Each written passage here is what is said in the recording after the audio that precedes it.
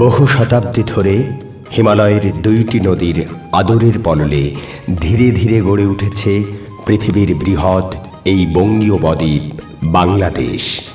অসংখ্য নদীনালা ও খালের সহস্র স্রোতধারায় কৃষিনির্ভর এই জনপদের আবাদি পললভূমি ফলিয়েছে সোনার ফসল। উর্বর পলিপরার পাশাপাশি নদীবাহিত বন্যা, তীর ভাঙন, জলোচ্ছ্বাস ও খরার মতো প্রাকৃতিক দুর্যোগও বারবার আঘাত হেনেছে এই বদ্বীপকে। 1954 ও 1956 সালে প্রলয়ঙ্কারী বন্যার প্রেক্ষিতে জাতিসংঘের অধীনে গঠিত ক্রুগ মিশনের রিপোর্ট ও সুপারিশ অনুযায়ী পানি সম্পদের ব্যবস্থাপনা ও উন্নয়নের লক্ষ্যে east Pakistan water and power development authority ইপিওয়াবদা গঠিত হয়। রক্ত যখন দিয়েছি, রক্ত আরো দেব, এদেশের মানুষকে মুক্ত করে ছাড়বো ইনশাআল্লাহ। এবারে সংগ্রাম আমাদের মুক্তির সংগ্রাম, এবারে সংগ্রাম স্বাধীনতার সংগ্রাম।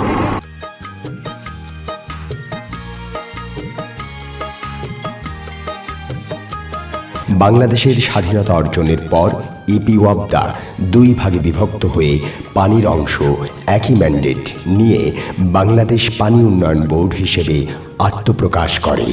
দক্ষিণ পশ্চিমাঞ্চলের যশোর জেলাটি ইতিহাসগত ও অবস্থানগত কারণে খুবই গুরুত্বপূর্ণ। মুক্তিযুদ্ধকালীন বাংলাদেশের প্রথম স্বাধীন জেলা যশোর। পানি সম্পদের ব্যবস্থাপনা ও উন্নয়নের গুরুত্বের মাপকাঠিতে যশোর জেলা খুবই গুরুত্বপূর্ণ। দক্ষিণ পশ্চিমাঞ্চলের সব ছোট বড় নদীর উৎস প্রবাহ পদ্মা নদী। 70-এর দশকে পদ্মা নদীর উজানে প্রতিবেশী দেশ ভারত কর্তৃক ফারাক্কা ব্যারেজ চালু করার ফলে পদ্মার ভাটি প্রবাহ শুষ্ক মৌসুমে কমে যেতে থাকে। ফলে এই অঞ্চলের গড়াই মধুমতি, কুমার, গঙ্গা, চিত্রা, ভৈরব ও কপোতাক্ষের মতো গুরুত্বপূর্ণ নদ নদীর প্রবাহ পদ্মা হতে বিচ্ছিন্ন হয়ে যায়। যশোর জেলার অভ্যন্তরীণ নদী ও খালগুলি মূলত কপোতাক্ষ নদ, ভৈরব নদী ও মুক্তেশ্বরী, হরি ও হরিহর নদী সিস্টেম হতে উৎস প্রবাহ পায়। যশোর জেলা পানি নিষ্কাশনের ও মিঠা পানির আধার কপোতাক্ষ নদ ও ভৈরব নদী খননের জন্য মাননীয় প্রধানমন্ত্রী যশোর জেলা সফরকালে প্রতিশ্রুতি প্রদান করেন। মাননীয় প্রধানমন্ত্রীর প্রতিশ্রুতি অনুযায়ী 2013 সাল হতে কপোতাক্ষ নদের জলাবদ্ধতা দূরীকরণ প্রকল্পের কাজ শুরু হয়। এই প্রকল্পটির আওতায় যশোর জেলার মনিরামপুর উপজেলার চাকলা ব্রিজ হতে সাতক্ষীরা জেলার তালা উপজেলার পাখিমারা পর্যন্ত প্রায় 83 কিলোমিটার কপোতাক্ষ নদ খননের কার্যক্রম চলমান রয়েছে। ইতোমধ্যে কেশবপুর উপজেলার কোমরপুর হতে খুলনা জেলার কপিলমুনি বাজার পর্যন্ত 36 কিলোমিটার দীর্ঘ নদ খনন পূর্ণ সেকশনে সমাপ্ত হয়েছে এবং অবশিষ্ট 46 কিলোমিটার অংশের নদ খনন কাজ চলতি বছরের শুষ্ক মৌসুমেই সমাপ্তির জন্য নির্ধারিত।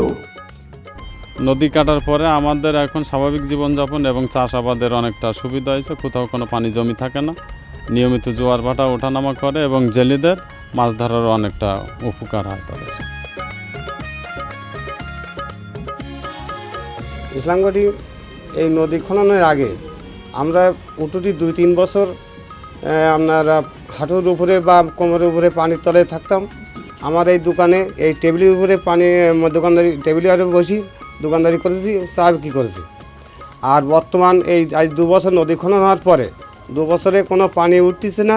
সরকার বাহাদুর বা পানি উন্নয়ন বোর্ড যে মহতি উদ্যোগে আমাদের কপোতাক্ষ খনন করেছে তার জন্য আমরা ভূয়সী প্রশংসা করি এবং যদি এই পানি বদ্ধতার যাতে না ঘটে এবং এই যে চলমান নদীটা ঠিক মতন বল থাকে তার জন্য প্রতি বছর বা 2 বছর অন্তর যদি ড্রেজিং ব্যবস্থা সরকার বাহাদুর বা পানি উন্নয়ন বোর্ড করেন তাহলে কিন্তু আমাদের আর কখনো এই অসুবিধার সম্মুখীন আমাদের হতে হবে না।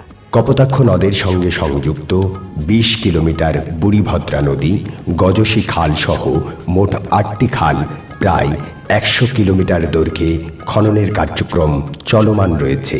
এছাড়া কপোতাক্ষ নদের সাগরবাহিত বিপুল পরিমাণ পলি ব্যবস্থাপনার জন্য কপোতাক্ষ নদের পার্শ্ববর্তী পাখিমারা বিলের 1556 একর এলাকা জুড়ে টিআরএম কার্যক্রম পরিচালিত হচ্ছে। টিআরএম টাইডাল রিভার ম্যানেজমেন্ট হল সাগরবাহিত পলি ব্যবস্থাপনার আধুনিক প্রকৌশলগত সমাধান। এর মাধ্যমে সাগরবাহিত পলি নদীর পার্শ্ববর্তী বিলে থিতিয়ে ফেলা হয়। এর ফলে প্রকৃতিগতভাবেই নদীর নাব্যতা সংরক্ষিত হয়। 2015 সালের জুলাই মাস হতে পাখিমারা বিলে টিআরএম কার্যক্রম পরিচালিত হচ্ছে। এই টিআরএম পরিচালনার কারণে ইতোমধ্যে টিআরএম ভাটিতে কপোতাক্ষ নদের নাব্যতা বেড়ে গেছে এবং 2016 সালের কেশবপুর, মনিরামপুর ও ঝিকরগাছা উপজেলার কপোতাক্ষের পানি সহজে ভাটিতে নিষ্কাশিত হয়েছে। এই টিআরএম চালু হওয়ার পরে আমাদের এখানে পলি পড়ে বিলটা উঁচু হচ্ছে, প্লাস এখন সেই বৃষ্টির সময় আসলে আমাদের রাস্তাঘাট আর তলানো থাকে না, এখন ফসলাদু হচ্ছে ভালো। কপোতাক্ষ নদ খনন করে সেই মাটি দিয়ে দুই ধারে নির্মিত হচ্ছে বন্যা নিয়ন্ত্রণ বাঁধ। এছাড়া স্থানীয় বৃষ্টির পানি কপোতাক্ষ নদে নিষ্কাশনের জন্য বিভিন্ন জায়গায় 14টি আরসিসি আউটলেট নির্মাণের কাজ চলমান রয়েছে। 2017 সালের জুন মাসের মধ্যে প্রকল্পের সব ভৌত কার্যক্রম সমাপ্তের জন্য নির্ধারিত। এর ফলে মহাকবি মাইকেল মধুসূদন দত্তের কবিত্ব লালিত কপোতাক্ষ নদ পুনরায় ফিরে পাবে তার যৌবন, ফিরে আসবে নাব্যতা।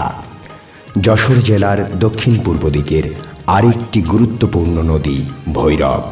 নদীটি যশোর জেলার চৌগাছা উপজেলার তাহিরপুরে আপার ভৈরব নদী হতে উৎপন্ন হয়ে পরবর্তীতে বাঘারপাড়া, যশোর সদর, অভয়নগর উপজেলা দিয়ে রূপসা পশুর নামে সাগর পানে প্রবাহিত হয়েছে। নদীটির উজানের উৎস প্রবাহ মাথাভাঙা হতে বিচ্ছিন্ন হওয়ায় স্থানীয় বর্ষা মৌসুমের পানি বর্তমানে বৃহৎ এই নদীটির মূল উৎস। ফলে কালক্রমে ভৈরব নদীর তলদেশ ভরাট হয়ে অভয়নগর উপজেলার আফরাঘাট পর্যন্ত নাব্যতা হারিয়ে ফেলেছে। মাননীয় প্রধানমন্ত্রীর প্রতিশ্রুতি অনুযায়ী গত 16 আগস্ট 2016 তারিখে একনেক কর্তৃক ভৈরব নদীর জলবদ্ধতা দূরীকরণ ও টেকসই পানি ব্যবস্থাপনা উন্নয়নের লক্ষ্যে 27,281.54 লক্ষ টাকার প্রকল্পটি অনুমোদিত হয়। এই প্রকল্পের আওতায় তাহিরপুর হতে আফরাঘাট পর্যন্ত 96 কিলোমিটার ভৈরব নদী পুনঃখনন, মাথাভাঙার সঙ্গে আপার ভৈরব নদী সংযোগ স্থাপনের জন্য 16 কিলোমিটার সংযোগ চ্যানেল খনন, 17 কিলোমিটার আপার ভৈরব নদী খনন ও দাইতলা খালসহ আরও 4টি খাল খননের কার্যক্রম রয়েছে। প্রকল্পটি 2016-17 অর্থ বছরে শুরু হয়ে 2020-21 অর্থ বছরে সমাপ্তির জন্য নির্ধারিত। প্রকল্পটির বাস্তবায়ন সম্পন্ন হলে ভৈরব নদীর নাব্যতা উন্নয়ন সহ উজানে মাথাভাঙা নদীর সঙ্গে আপার ভৈরব নদীর মূল্যবান সংযোগ পুনঃস্থাপিত হবে এবং কপোতাক্ষ নদ ও ভৈরব নদী শুষ্ক মৌসুমে মাথাভাঙা নদী হতে উৎস প্রবাহ পাবে। যশোর জেলার অবশিষ্ট গুরুত্বপূর্ণ নদী সিস্টেম হল মুক্তেশ্বরী, টেকা, হরি, ভদ্রা এবং হরিহর, বুড়িভদ্রা, আপার ভদ্রা নদী সিস্টেম। দুইটি নদী সিস্টেম কেশবপুর উপজেলার কাশেমপুর নামক স্থানে মিলিত হয়ে মিলিত প্রবাহ তেলিগাতি গ্যাংরাইল নামে শিবসা নদীতে পতিত হয়েছে। এই দুইটি নদী সিস্টেমে শুষ্ক মৌসুমে সাগরমুখী উৎস প্রবাহ না থাকায় প্রতি জোয়ার ভাটায় হরি, টেকা, মুক্তেশ্বরী নদী, আপার ভদ্রা, হরিহর, বুড়িভদ্রা নদী ও এর সঙ্গে সংযুক্ত খালের পলি তলদেশে জমা পড়ে। জানুয়ারি হতে এপ্রিল মাস পর্যন্ত উজানের বৃষ্টির পানি না থাকায় এ সময় নদীর তলদেশে প্রচুর পলি জমা পড়ে। শুধু এক শুষ্ক মৌসুমেই খোর্নিয়া ব্রিজ হতে ভবদহ সুইচ পর্যন্ত 18 কিলোমিটার দীর্ঘ হরি নদীতে 12 লক্ষ টন পলি আসে, যার 2/3 নদীবক্ষে জমা পড়ে। এর পাশাপাশি চলতি বছরের আগস্ট মাসের 10 ও 11 তারিখ 223 মিলিমিটার এবং 20 তারিখ 221 মিলিমিটার আকস্মিক অস্বাভাবিক বৃষ্টিপাতের কারণে যশোর জেলার অভয়নগর, মনিরামপুর ও কেশবপুর উপজেলার বৃহৎ অংশ জলামগ্ন হয়ে পড়ে। এতে 3 উপজেলার 21টি ইউনিয়নের প্রায় 6 লক্ষ লোক ক্ষতিগ্রস্ত হয়। এ সময় জরুরি ভিত্তিতে ভবদহ অঞ্চলের হরি নদীর পানি নিষ্কাশনের জন্য 6 কিলোমিটার দীর্ঘ পাইলট চ্যানেল ভাসমান এক্সকাভেটর দিয়ে খনন করা হয়। একইভাবে কেশবপুর এলাকার পানি নিষ্কাশনের জন্য হরিহর নদীতে 6.4 কিলোমিটার দীর্ঘ একটি পাইলট চ্যানেল খনন করা হয়। এর ফলে পরবর্তী 2 মাসে অভয়নগর, মনিরামপুর ও কেশবপুর অঞ্চলের বর্ষার পানি সহনীয় পর্যায়ে নিষ্কাশন করা সম্ভব হয়। ভবদহ ও তৎসংলগ্ন এলাকার জলবদ্ধতা নিরসনের কার্যকরী ও টেকসই ব্যবস্থা গ্রহণের জন্য মাননীয় প্রধানমন্ত্রী আন্তরিকভাবে সমস্যাটি অনুধাবনপূর্বক তার প্রতিনিধি PS2 ডক্টর নমিতা হালদারকে ভবদহ এলাকা পরিদর্শনে প্রেরণ করেন।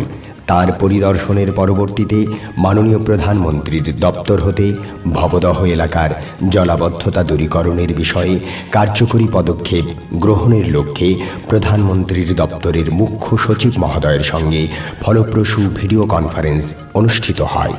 বর্তমানে পরামর্শক প্রতিষ্ঠান IWM কর্তৃক ভবদহের জলবদ্ধতা দূরীকরণের লক্ষ্যে ইঞ্জিনিয়ারিং সমীক্ষা চলমান রয়েছে। উন্নয়নের গণতন্ত্র শেখ হাসিনার মূল মন্ত্র। এই দর্শনকে সামনে রেখে ভবদহ এলাকার উপকারভোগী ও জনপ্রতিনিধিগণের সঙ্গে মতবিনিময় করে সামাজিকভাবে গ্রহণযোগ্য ইঞ্জিনিয়ারিং সমাধানের লক্ষ্যেই সমীক্ষাটির কাজ পরিচালিত হচ্ছে। সমীক্ষার সুপারিশ অনুযায়ী দ্রুত ভবদহ এলাকার জলাবদ্ধতা দূরীকরণ প্রকল্প প্রস্তাবনা প্রণয়ন করা হবে। বর্তমান সরকারের সময় গৃহীত কপোতাক্ষ নদ, ভৈরব নদী ও ভবদহ এলাকায় জলাবদ্ধতা দূরীকরণ ও পানি ব্যবস্থাপনা এসব প্রকল্প পূর্ণ পরিসরে সমাপ্তির পর যশোর অঞ্চলের নদী ও খালগুলি পুনরায় তার কাঙ্ক্ষিত নাব্যতা ফিরে পাবে। ফের কর্মব্যস্ত হবে জেলের জাল, সবুজ হবে কৃষকের ফসল, ঘুচে যাবে জলামগ্নতা, কাটবে দুর্ভোগ। বর্তমান সরকার কর্তৃক 2021 সালের মধ্যে মধ্যম আয়ের বাংলাদেশ বিনির্মাণে সরকারের আন্তরিক প্রচেষ্টায় ও দিক নির্দেশনায় নিরলসভাবে কাজ করে যাচ্ছে বাংলাদেশ পানি উন্নয়ন বোর্ড।